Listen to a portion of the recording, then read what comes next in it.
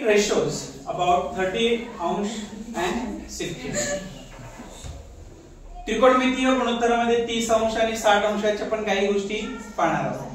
या आकृतीमध्ये या काटकोन त्रिकोणामध्ये म्हणजे राईट अँगल ट्रायंगल मध्ये माप दिलेला a 2a आणि √3a.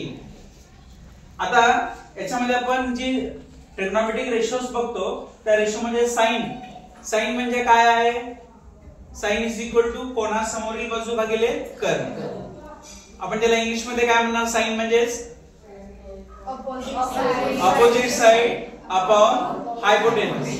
मग आता साइन म्हणजे या ठिकाणी आपल्याला जो अँगल दिलेला आहे तो अँगल सी आहे, त्याचं माप 30 डिग्री आहे. मग त्याचा ऑपोजिट अँगल काय झाला? ऑपोजिट अँगल साइड कुठली आली? AB. आणि हायपोटेन्यूज काय आला? AC.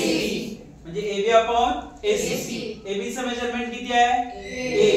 आणि AC चं किती आहे? 2A. आता इथं हा भागाकाराचा भाग असल्यामुळं समान आहे ते निघून जाईल. A ला A निघून गेलं, शिल्लक किती राहिलं? 1/2. म्हणजे sin 30 ची किंमत किती आली?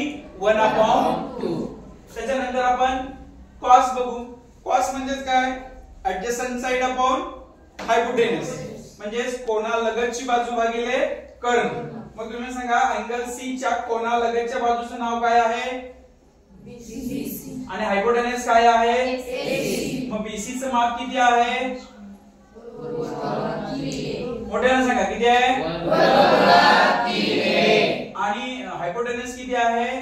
2. त्याच्यामध्ये 2 समान आहे ते निघून जाईल. A ला A निघून गेलं, शिल्लक काय राहिलं? वर्गमुळात 3/2. म्हणजे cos 30 ची किंमत किती आली? वर्गमुळात 3/2. त्याच्यानंतर आपण tan बघू. tan म्हणजे काय? Opposite side and adjacent side upon adjacent side. म्हणजे कोना समोरील बाजू भागिले कोना लगतची बाजू. कोन C घेतलेला आहे, त्याच्या समोरील बाजू कुठली आहे? AB. आणि त्याच्या लगतची बाजू कुठली आहे? BC. मग AB चं माप किती आहे? A. आणि BC चं माप किती आहे? A ला A निघून गेलं, बरोबर. म्हणजे शिल्लक काय राहिलं? 1/√3. म्हणजे tan 30 ची किंमत किती आली? 1/√3. म्हणजे आपण तो तक्ता पाठ करायची गरज नाही, आपण समजून घेऊन सोडवायला पाहिजे. हे समजलं का सगळ्यांना? साइन, कॉस आणि tan ची किंमत आपण कशी काढली ही समजली का सगळ्यांना? समजली. ओके.